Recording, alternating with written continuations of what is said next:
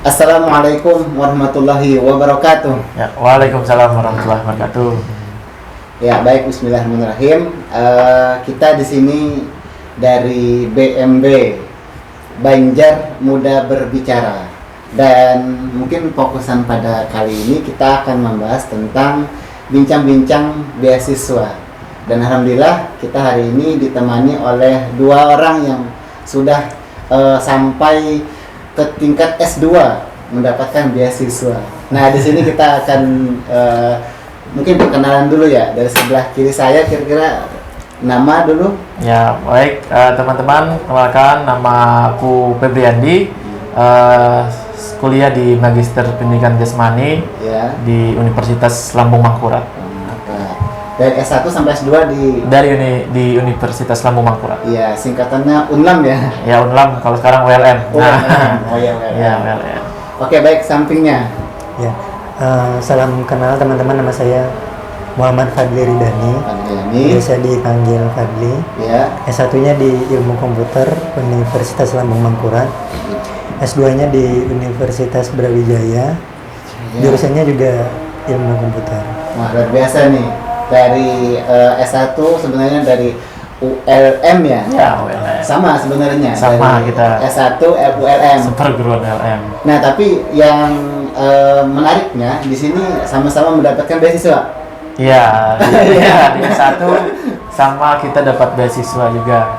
S1 terus beasiswa. Ya, Nah, jadi kita sebenarnya akan mungkin berbagi ya, lebih tepatnya dari pengalaman-pengalaman berdua ini, kita akan mungkin bisa meniru nih langkah-langkahnya atau caranya atau prosesnya di dalam mendapatkan beasiswa. Bahkan mungkin akan kita bahas juga nanti tentang fasilitas ketika kita mendapatkan beasiswa itu. Nah, mungkin dari sebut saja Bang Yandi dari ini. iya boleh. Bang Yandi nih. Pertama Bang Yandi, sebelumnya sebenarnya biasanya nih yang paling utama itu di mana sih orang mendapatkan beasiswa itu, nah kayak dapatkan info kah atau dapatkan atau tertarik dengan beasiswa itu gimana dulu ceritanya? Oke, baik, kalau aku itu dapat informasi beasiswa Iya. tentu kalau di S1 lagi SMA itu dapat beasiswa informasi beasiswa dari guru.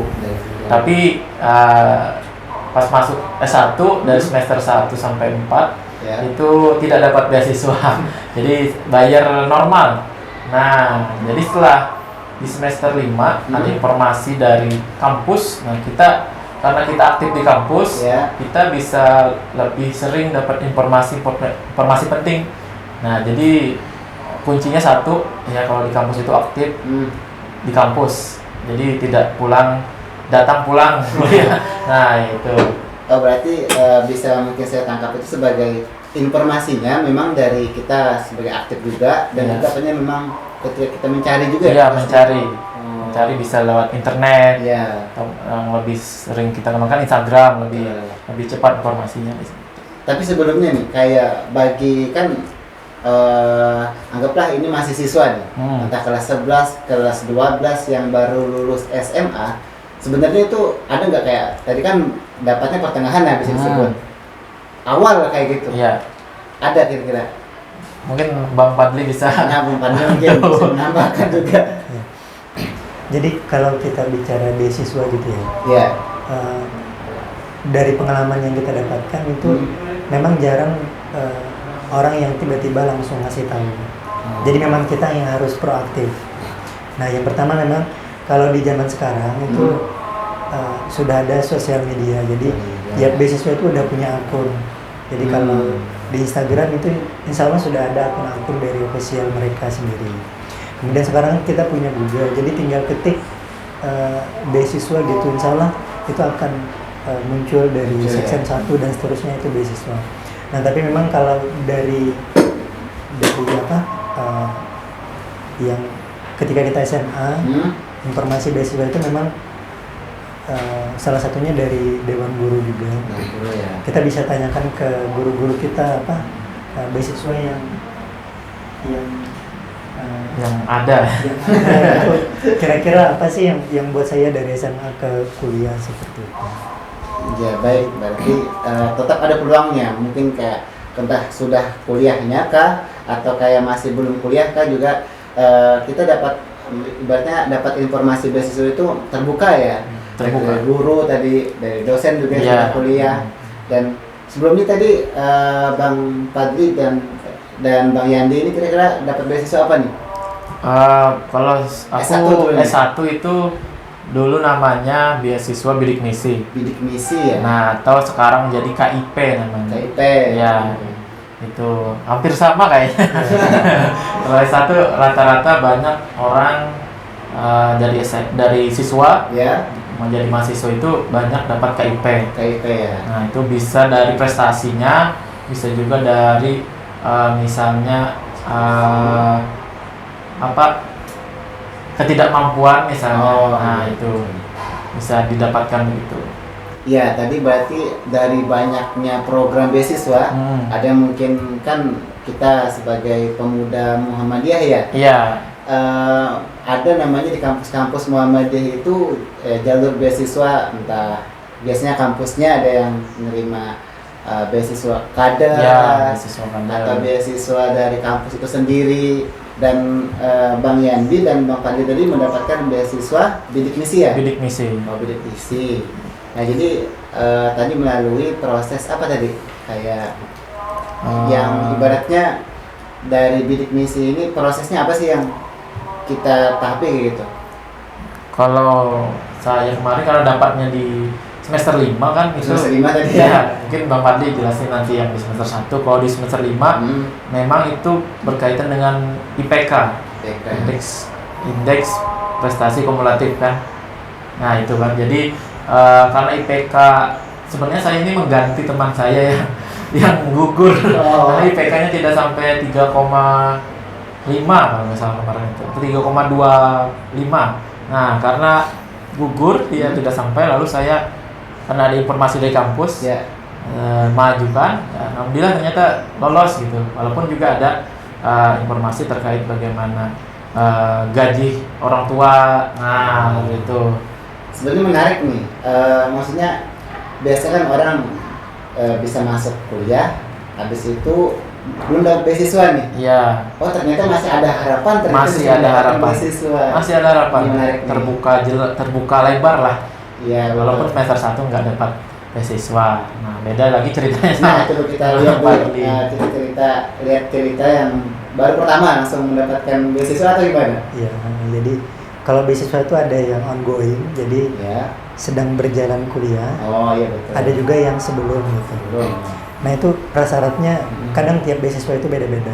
Ada yang nggak boleh ongoing, ada yang memang harus dari awal semester. Nah, bisa seperti Nah itu. mungkin kalau kita bicara bidik misi ya, bidik misi itu memang ada yang seperti itu. Jadi kebanyakan itu memang disiapkan di awal sebelum kita masuk perguruan tinggi. Ya. Tapi memang ada kemungkinan ada slot-slot yang kosong itu diisi oleh kayak itu tadi digantikan. Oh. menggantikan temannya. Seperti itu ya. Nah jadi kalau dari segi pemberkasannya khususnya untuk bidik misi itu memang lebih diutamakan Ya.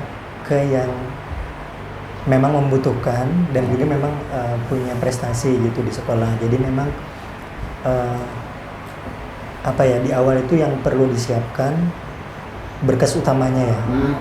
Kalau sekarang itu setahu kami itu memang nggak boleh lagi kayak surat keterangan tidak mampu. Jadi harus menggunakan kartu Indonesia Pintar atau disebut dengan KIP. KIP itu kan yang menerbitkan juga jadi atas kayak rekomendasi atau survei dari aparatur desa di sekolah seperti itu.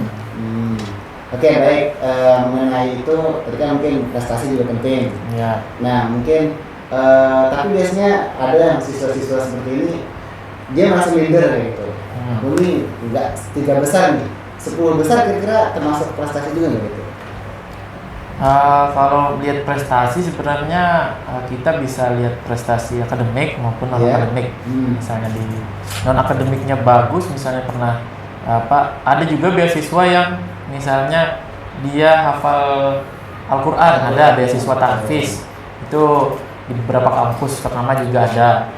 Nah, itu jadi yang hafal satu juz, 10 juz itu bisa. Apalagi di Muhammadiyah itu ada beasiswanya itu. Nah, itu. Tapi kalau untuk 10 besar itu masih bisa. Masih bisa. Oke, baik.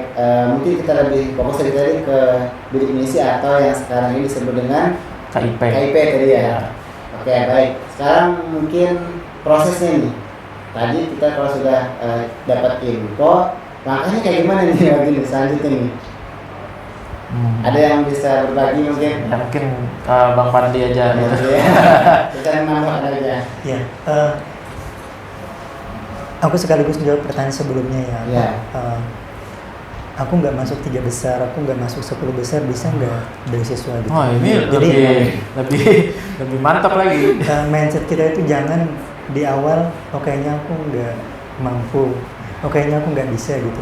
Jadi mindset itu harus dibuang jauh-jauh, karena mindset kita itu akan mempengaruhi gimana kita ke depan. Kalau mindsetnya kita udah, aku nggak mungkin dapat beasiswa, yang nggak mungkin dapat. Nah, jadi kalau kita padahal mungkin secara prasyarat kita nggak mungkin gitu ya, tapi kita percaya dengan kemampuan kita percaya aku pasti bisa dapat beasiswa, aku bisa kuliah dengan beasiswa.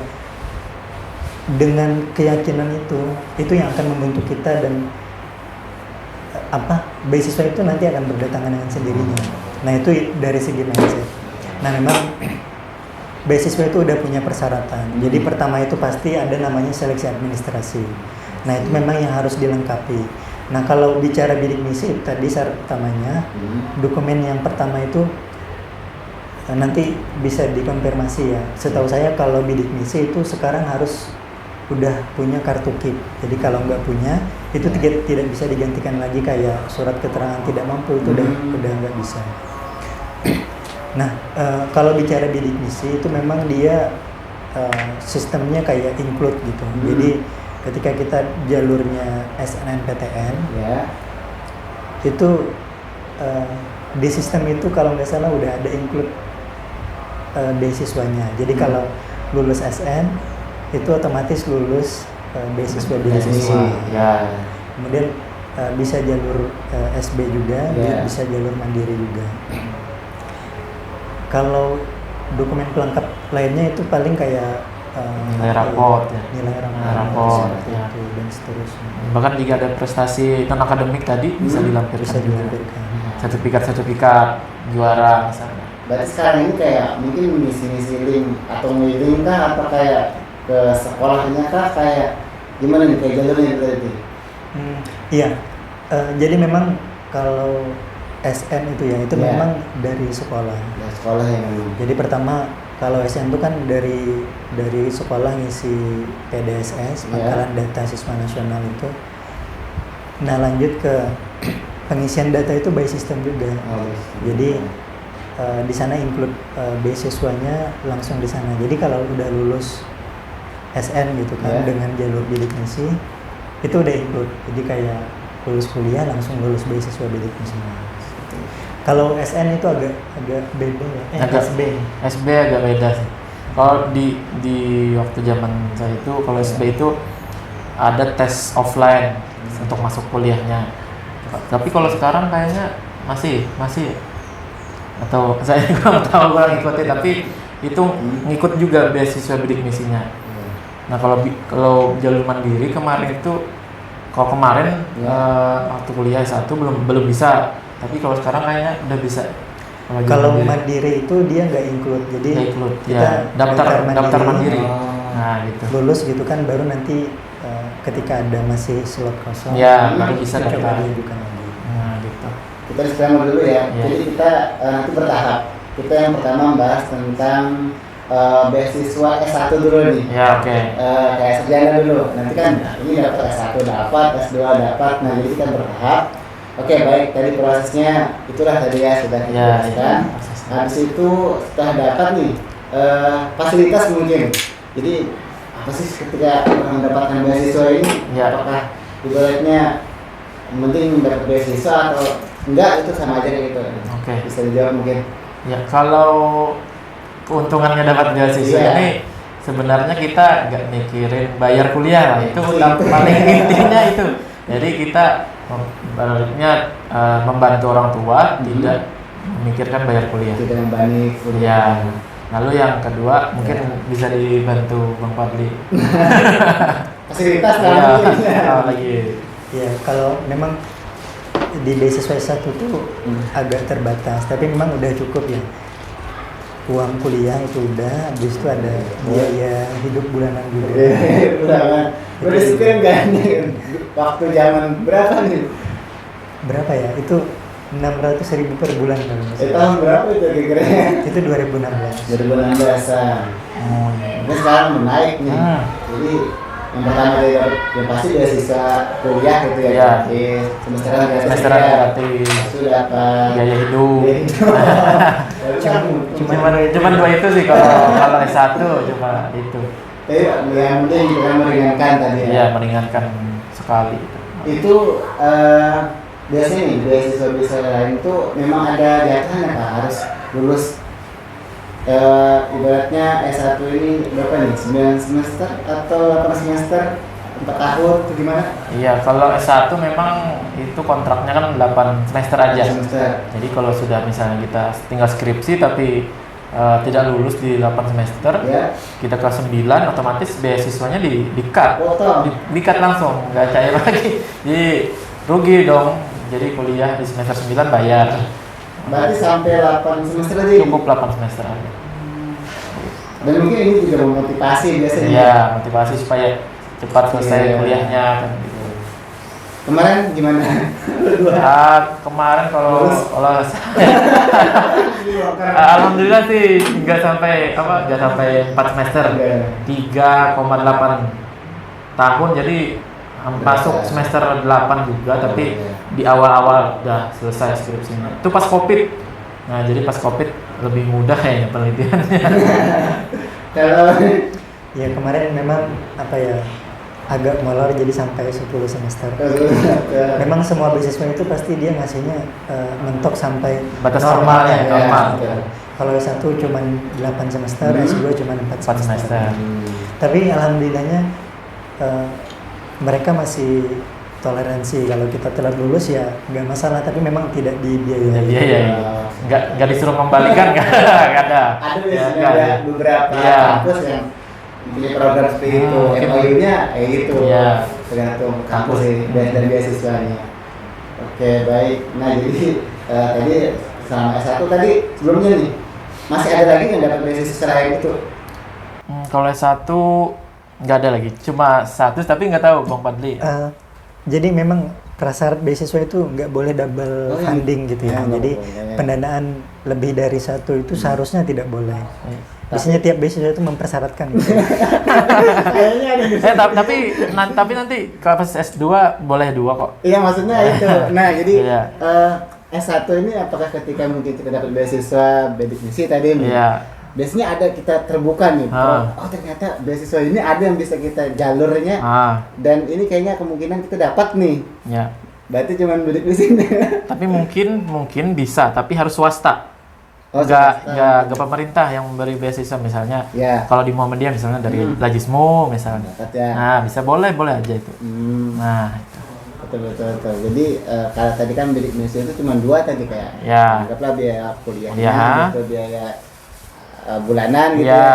Kita mungkin ada tambahan lagi, terbuka nih ada beasiswa ini lagi. Boleh aja kan? Boleh. sebenarnya? Asal swasta. Ya. Dari perusahaan misalnya, boleh juga. Ya, berarti fasilitas satu itu. Hmm. Habis itu apa lagi ya kira-kira yang mungkin bisa dibagikan sama teman-teman nih? Apa ya? Nanti pengkawan Mano ini katnya dulu. tahun dulu nah. Tiba-tiba ada kopi feeling, sponsornya kopi feeling. Jadi kalau mau kan Fasilitas sudah, tembak. saya menentukan. Nah, sudah. Habis Bang, sudah ada lagi itu. Iyalah. Habis dah satu. Untuk mendapatkan beasiswa. Ada pian lah lagi lah. peluang. Organisasi ya lagi. Bisa. Apa lagi kira-kira? Intinya gini ya, kalau tadi kita fokus bicaranya bidik misi, Hmm?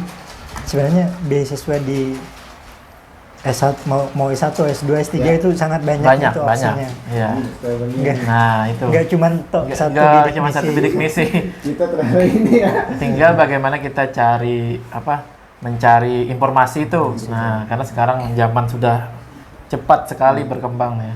Bahkan beasiswa S2 kami gitu ya.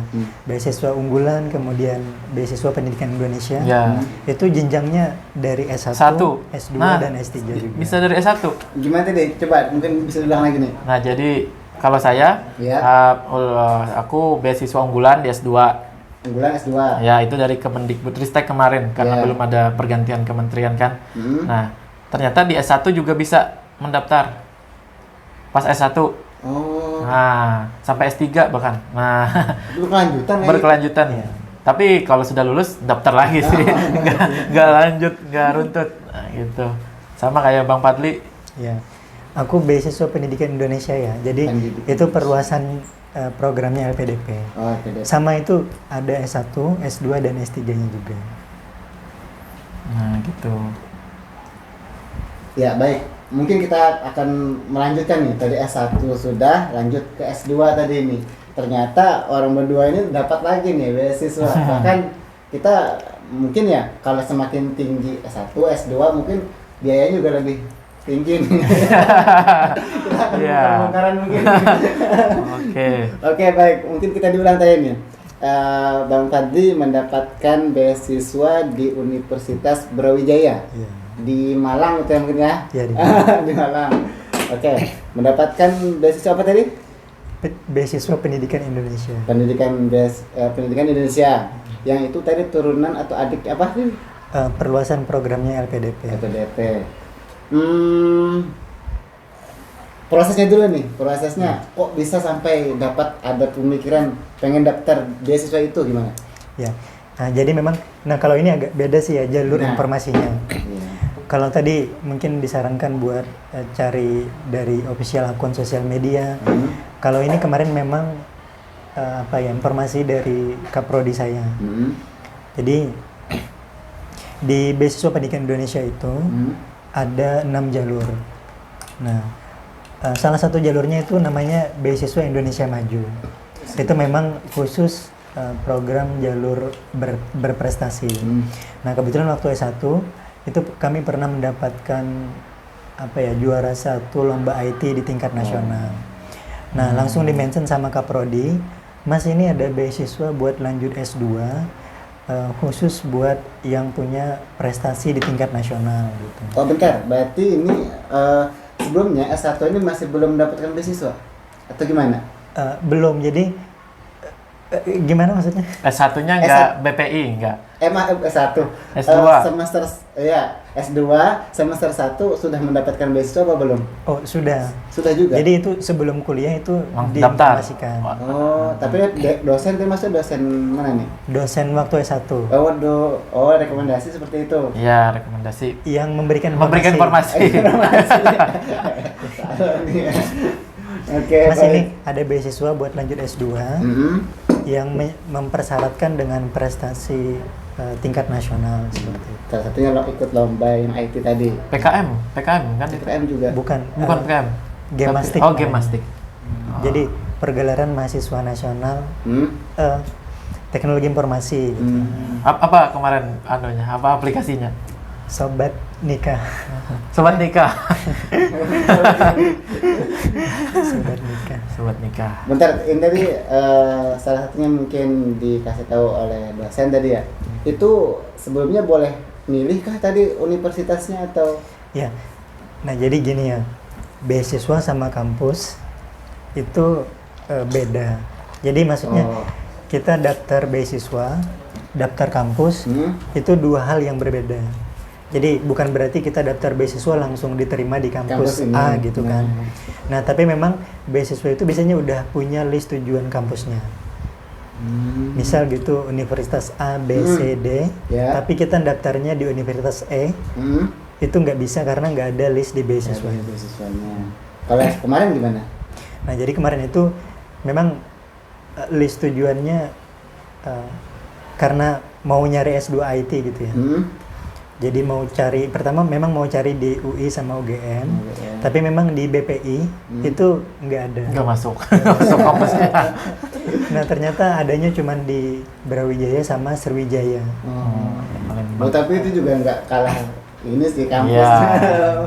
Kampus terkenal semua itu. Jadi karena listnya ada gitu kan, lihat tanggal pendaftarannya kapan, daftar kampus, kemudian daftar beasiswa. Seperti itu. Oke, baik. Kita potong dulu nih. Bang Yandi mendapatkan beasiswa juga ini di Universitas Lambung Mangkurat. Iya. Dan ini kita tanya lagi nih, dapat beasiswa apa nih? Kalau aku dapat beasiswa unggulan. Dapat beasiswa unggulan. Oke, baik. Sebelum kita mau prosesnya mungkin, coba mungkin dikasih pemanasan ya, kayak iming-iming nih. Dapat apa sih sebenarnya unggulan itu? Kalau beasiswa unggulan karena lagi-lagi aku ongoing ya, jadi semester 1, semester 2 itu bayar mandiri. Kuliah S2 berkeyakinan yakin aja kuliah. Salah satu yang memotivasi ya Bang Padli untuk kuliah S2. Karena kuliah S2. Oke. Ya, cobalah tahun 2023 daftar. Nah, setelah itu di semester 3 karena prodi magister saya itu baru akreditasi, alhamdulillah unggul kemarin. Nah, baru bisa dari ke prodi juga yang Mas ini ada beasiswa silakan daftar. Nah, gitu. Ya, kita runtutkan kita penuhi persyaratannya. Dan ya alhamdulillah ternyata ada rezekinya di situ. Dan benefitnya tentu hampir mirip kayak S1 ya. Tentu tidak bayar kuliah. Terus lagi UKT atau SPP ketika semester 3 itu dirembus atau dikembalikan. Nah, jadi UKT atau SPP yang sudah kita bayar kemana? Yang semester 1? Enggak, semester 1, semester 2 enggak.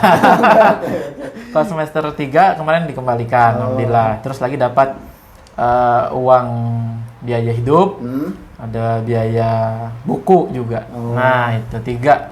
Kalau biasanya S2 ini lebih condong ke riset kayak gitu? Riset ya. Dapat juga? Kalau riset tidak, tapi alhamdulillah penelitian lagi. Mungkin.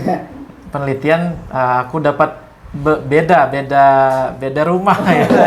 Jadi ada namanya itu kalau di Instagram itu ada namanya Bima Kemendikbudristek. Nah, itu jadi bersama dosennya itu Kaprodi saya juga itu mengajukan proposal. Nah, alhamdulillah ternyata tembus juga buat penelitian. Jadi dari dana itu buat penelitian. Jadi gratis lah penelitiannya. Oke, baik. Nah, tadi kita ada juga sudah mengatakan tadi di awal bahwa S2 ini tidak cuma satu beasiswa aja yang didapat. Bisa. Dan alhamdulillah juga ternyata di Muhammadiyah akhirnya SK saya terpakai. Jadi kemarin ikut ada informasi mungkin juga sama Bang Alfi juga daftar ya, tapi Bang Alfi belum ada belum rezekinya. Saya daftar beasiswa kader. Ya, karena di situ ada 3 kategori atau 2 kategori. Kemarin beasiswa kader sama beasiswa SDI itu ya? Ya, yang dari Majelis Kader Pusat bersama Lajismu. Alhamdulillah aku ambil yang beasiswa kadernya, alhamdulillah lolos juga. Lumayan nambah-nambah. Itu. Kan yang pengen kuliah dengan begitu banyak. Kuliah aja, nggak usah mikirin cari uang, datang sendiri di ATM uangnya. Oke, baik nih. Kita sudah belum membahas tentang ini kan banyak sekali nih pendapatan, mungkin kayak tadi beasiswa ini apa-apalah, habis itu mendapatkan beasiswa biaya itu. Ada pertanyaan nih, boleh nggak biaya itu digunakan untuk mungkin hal yang di luar perkuliahan? Ini gimana? Sebenarnya boleh aja sih, yang penting kan bermanfaat untuk pribadi. Yang jelas itu menunjang kuliah. Mungkin Bang Padli ada tambahan. Intinya gini ya. Misal gitu, biaya hidup dikasih 4 juta gitu. Ya, itu kan udah dikalkulasi untuk kebutuhan kita.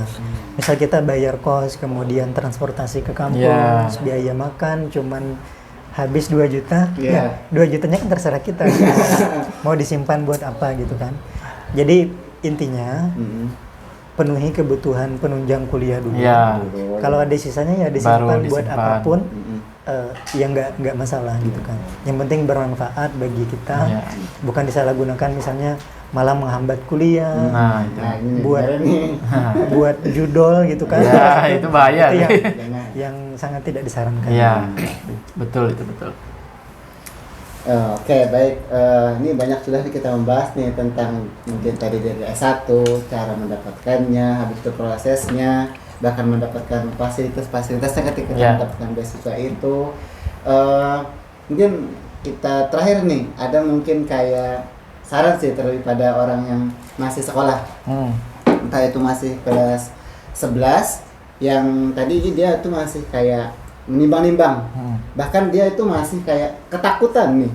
Aku nih ketika pengen kuliah biasanya dihadapkan dengan skripsi, sidang tesis, proposal. Iya. Itu jadi momok tersendiri nih bagi siswa. Mungkin ada tips dan trik mengendalikan itu, ketakutan. Oke. kayak gitu. Kalau pengalaman ya Nah, kemarin pengalaman. kuliah S1 Hmm. ketika mau kuliah itu tidak terpikir bagaimana mengerjakan skripsi. Yang penting kuliah, dapat ilmu, dapat teman. Nah, itu. Motivasi yang paling ini apa nih? Motivasinya tentu ingin mendapatkan apa ya? Karena memang cita-citanya pengen minimal kuliah S2 memang gitu. Jadi motivasinya tentu ingin mendapatkan ilmu yang orang lain tidak bisa dapatkan seperti itu. Nah, begitu. Jadi kita kuliah itu tidak memikirkan bagaimana skripsi itu dikerjakan. Nah, tentu secara berjenjang, Ya. waktu ke waktu pasti akan dapat caranya sendiri. Nah, begitu sih. Nah, mungkin dari Bang Fadli mungkin ada yang lain. Mungkin ada 2 tadi ya. Yang pertama terkait persiapan untuk beasiswanya. Ya, dulu. betul. Jadi memang kalau beasiswa itu kita nggak bisa beasiswa dibuka kita baru persiapan, itu pasti nggak nuntut gitu, pasti nggak sempat. Jadi harusnya kalau bisa 1 tahun, beberapa bulan sebelum itu harus disiapkan lebih dulu. Nah, lihat dulu kita peluangnya di mana gitu. Jadi kan beasiswa itu punya kriteria calonnya masing-masing. Nah, kita sebenarnya peluang apa atau opportunity-nya di mana sih gitu. Kalau misal kayak bidik misi atau KIP kuliah, itu kan syarat utamanya harus punya kartu Indonesia Pintar. Kita lihat nih, kalau di SMA kita udah punya itu, berkas apa yang lainnya yang harus kita siapkan untuk memenuhi kelengkapan itu. Kalau misalnya kita nggak punya, aku kayaknya udah nggak bisa karena nggak punya KIP, karena itu syarat utama gitu kan. Coba di riset lagi beasiswa apa yang lain yang bisa aku ikuti. Kayak contohnya beasiswa aku tadi BPI, itu ada jenjang dari S1 juga. Nah, khusus gitu ya untuk S1 yang BPI itu dia memang khusus yang pernah kayak juara-juara di tingkat nasional kayak OSN gitu kan. OSN, O2SN. O2SN. O2SN ada. OSN ada juga. Iya. Nah, coba kejar itu misalnya, aku udah punya sertifikat ini, kemungkinan aku bisa peluang untuk di beasiswa BPI. Jadi dilihat dulu peluang kita di mana, persiapkan dengan baik. Itu untuk yang beasiswa. Kemudian untuk yang namanya kuliah, ketakutan itu pasti semua orang gitu kan mengalami. Nanti bisa nggak ya ngerjain skripsi? Nah, itu sih yang takutin biasanya. Bisa nggak ya lulus tepat waktu gitu kan? Intinya jalanin dulu. Jadi pengalamanku, aku itu dari semester 1 sampai 4 merasa salah jurusan. Aku kira di IT itu belajar desain, cepat ngetik gitu kan. Ternyata itu cuman hal dasar yang cuman diajarkan di semester 1. Sisanya itu banyak ngoding. Kalau teman-teman tahu, ngoding itu kayak bikin aplikasi dengan pengkodean gitu kan. Nah, sampai semester 4 itu merasa salah jurusan, kayak hampir berhenti. Jadi kayak udah nggak sanggup lagi. Tapi karena memang mungkin ini kesempatan pertama dan terakhir saya. Kalau nggak dilanjutkan mungkin ya nggak bisa sampai di jenjang studi. Sekarang. Setelah dijalani dengan begitu banyaknya dialektika, masalah dan seterusnya gitu kan, alhamdulillah bisa lulus. Jadi intinya jalanin dengan sungguh-sungguh, dengan niat dan tekad yang kuat, apapun itu pasti bisa. Ya, sebelum kita tutup nih, sebenarnya ada satu lagi nih, baru ingat. ada juga pertanyaan yang masih siswa-siswa ya. Jadi saya tuh pengen kuliah, tapi masih bingung nih. Kira-kira kuliah atau jurusan yang ibaratnya mudah untuk mencari kerja? Iya. Ini kan ya mungkin bisa berbagi pengalaman yang sudah pengalaman Iya. ini. Baik, ini anekdot aja sebenarnya. Rata-rata orang kuliah itu sebenarnya baik entah keinginannya atau orang tuanya kan. Ya. Itu kalau aku pribadi itu memang keinginanku jadi ibaratnya kuliah di pendidikan. Baik itu nanti jadi guru atau dosen itu tergantung nasibnya lah, atau rezekinya. Tapi ada yang mengatakan bahwa untuk kuliah misalnya di mana aja mentok-mentok aja katanya itu ya jadi guru aja lah misalnya. Nah itu anekdot aja sih. Tapi hampir semua jurusan sulit sih Untuk mengarah ke pekerjaan langsung gitu. Iya, kalau habis lulus langsung kerjaan ya itu tergantung bagaimana ketika dia berproses di kuliah, bagaimana banyaknya relasi dia. Ya. Nah, itu tinggal dia yang bisa mengatur itu. Nah, bukan jurusan yang mengatur itu, tapi pribadi masing-masing. Nah, Kuliah dulu gitu. ya kuliah dulu, kuliah aja, berproses, cari teman yang banyak, teman yang positif ya, bukan teman yang arah negatif semacamnya, tapi juga ikut aktif dalam organisasi semacamnya seperti itu. Dari rumah dulu. Ya, memang aku agak materialistis ya waktu milih jurusan kuliah. Jadi aku searching di internet gitu, jurusan dengan peluang kerja tertinggi gitu. Nomor 1 itu kedokteran, Ya. kedua memang IT, ketiga dan seterusnya itu agak lupa ya. Kayaknya aku masuk kedokteran nggak mungkin nih, dari fisik dan seterusnya gitu. Itulah kenapa aku coba IT. Jadi waktu di SN itu pilihan 1 sampai 3 itu IT semua. Jadi pilihan 1 itu di ilmu komputer OLM, yang kedua teknik informatika di teknik OLM, yang ketiga teknologi perangkat lunak di Palangkaraya, Unpar. Unpar. Nah, memang yang namanya dunia industri gitu kan, dari industri 1.0, 2.0, 3, 4 dan seterusnya, dia punya apa ya, nilai-nilai dominan dalam dunia kerja. Contoh gitu, kalau kita di industri 4.0 ke 5 itu memang ini lagi naik-naiknya masalah teknologi gitu kan. Apalagi sampai sekarang itu kita dulu nggak mikir AI, sekarang kepikiran. Nah itu mungkin kenapa memang ada program studi yang secara peluang kerja atau karir bisa dikatakan punya peluang lebih banyak karena memang kebutuhannya seperti itu. Di industri sekarang ini memang kebutuhan orang-orang IT itu memang diperlukan. Nah, tapi sekali lagi kita kembalikan, seperti kata Bang Yandi tadi bahwa kamu mau jurusannya apapun, kalau kita tidak punya nilai, tidak punya value, ya kita tidak akan terpakai. Merasa kesulitan. Merasa kesulitan sendiri. Jadi selain jurusan juga, yang paling penting itu sebenarnya nilai kita gitu. Jurusannya apapun, kita bisa expert di bidang itu. Iya, betul. Karena tiap bidang itu ada kebutuhan di dunia industrinya, di dunia kerjanya masing-masing. Insya Allah peluang karir itu akan siap kita dapatkan. Rezekinya nggak bakal kemana kalau kita memang menjalannya dengan sungguh-sungguh. Relasi juga. Jadi selama kuliah kita aktif organisasi, aktif di kampus gitu kan. Karena link di dunia kerja itu sangat banyak. Bisa jadi setelah lulus karena kita aktif relasi dengan dosen, tiba-tiba langsung ditawarin kan lanjut kerja seperti itu. Nah, seperti itu mungkin sudah terjawab nih, yang masih bingung, ragu, pengen ngambil jurusan. Berarti tadi kuliah dulu gitu ya. Tapi secara ini riset atau kayak selama ini nih sudah nih S1 sudah terjalanin, S2 sudah terjalanin, ada nggak kayak melihat gambaran bahwa ini siswa-siswi kalau mau ambil jurusan ini ada nggak kira-kira? Maksudnya mending ambil jurusan ini nih, terbuka lowongan pekerjaan yang lebih banyak seperti itu. Ada nggak kira-kira gambaran?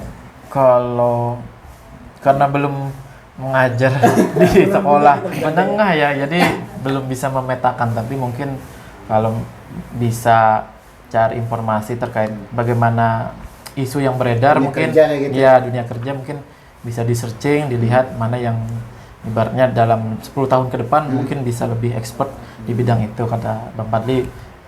Setuju sih seperti itu. Bang Fadli ada tadi mungkin Kalau- secara nyata nih kan kayak gini, siswa ini masih belum punya gambaran nih ini kerja apa kayak gini. Kita kan sudah yang S1 sudah selesai, Iya. S2 sudah selesai, mungkin sudah agak kebuka kira-kira pekerjaan apa nih.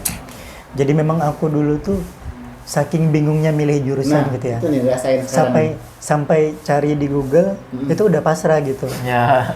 Jurusan dengan peluang karir tertinggi, Nah, udah langsung milih itu. Tapi ini saranku ya. Nah, Apalagi di era informasi yang sangat terbuka, Iya. kita bisa mengakses apapun dengan mudah. Sekarang ada ChatGPT, ada Meta AI di WhatsApp, kita tinggal nanya gitu kan. Saya yakin seluruh anak SMA itu pasti punya WhatsApp. Tinggal tanya di situ maunya apa. Nah, kalau aku milih jurusan, pertimbangannya itu paling utama lebih ke passion dulu. Lihat kemampuan kita di mana. Misal gitu ya, peluang kerja tertinggi ada di kesehatan. ya. Kalau basic kita bukan di sana, kita Iya. nggak suka lihat Darah. darah gitu kan. Jangan dipaksain ke sana. Jadi fashionnya misalnya, apalagi kita lebih suka nyanyi gitu kan. Ambil misalnya sastra atau berkaitan dengan seni seperti itu. Yang pertama memang fashion sih. Karena memang kalau kita menikmati dengan apa yang kita pelajari, itu akan semakin memudahkan kita. Dan nanti kan ujung-ujungnya ya kuliah itu sebenarnya bukan gerbang utama untuk mencari pekerjaan, tapi memang niatkan buat apa ya, mencari ilmu. Karena dengan kuliah kita mungkin bisa lebih berpikir kritis, bijaksana, mengambil keputusan dengan pertimbangan yang matang. Karena itu jangka panjang gitu ya. Kalau kita kuliah di jurusan yang kita sukai, insya Allah kita akan menikmati. Karir kita ke depan biasanya tidak jauh dari apa ya, kuliah kita. Iya. Walaupun masih banyak orang yang juga memang kuliah kerja di luar kerjaannya, di luar kuliahnya. Mungkin itu sih. Kerja di luar kuliah. Oke, baik, luar biasa. Ini mungkin semua pertanyaan sudah tercover ya. Walaupun nanti ada beberapa pertanyaan lagi, kita bisa buat podcast lagi nih. Ada pertanyaan. Disclaimer lagi, kita ini dari pemuda ya yang terhimpun dari Pemuda Muhammadiyah. Jadi saya juga sebagai pemuda, Niandi juga sebagai pemuda Muhammadiyah, Bang Fadli ini juga. Jadi kita walaupun sebagai pemuda nih juga bisa mendapatkan beberapa beasiswa atau kayak peluang-peluang kuliah seperti itu. Apalagi kita di pemuda ini biasanya lebih banyak jalur-jalur dan link-link teman-teman yang sudah berpengalaman atau yang sudah ibaratnya menjalurkan kita dapat beasiswa itu. Itu saja mungkin sudah panjang lebar, kita tutup saja. Terima kasih atas berbagi pengalamannya. Semua jangan gerak. Nah, kita akan ngobrol lagi nanti. Lagi mungkin ada pertanyaan-pertanyaan selanjutnya. Baik, itu saja. Terima kasih. Selalu kita pantau terus tadi program-programnya atau kayak info-infonya. Fastabiqul khairat. Ada lagi terakhir? Penutup ya. Penutup Oke. ya. Jadi podcast dengan waktu singkat gini kita nggak bisa gitu langsung mengulik semua dari isi beasiswa. Iya. Bahkan kalau beasiswa kayak kelasnya LPDP kemudian BPI itu ada apa dokumen yang namanya yang disyaratkan esai. Mungkin bikin esai aja itu perlu pembahasan, latihan ya, diskusi, perlu pembahasan. ya. Jadi mungkin ini garis besarnya. Garis besarnya lah. Terkait dengan persiapan itu teman-teman harus bisa menyiapkan dengan baik, dengan matang, dipelajari dengan sungguh-sungguh gitu. Jadi keseluruhan isi beasiswa itu nggak bisa dirangkum dalam satu kali podcast. Oke, baik. Banjar Muda berbicara ya. Banjar Muda berbicara. Sampai di sini dulu saja. Fastabiqul khairat. Assalamualaikum warahmatullahi wabarakatuh.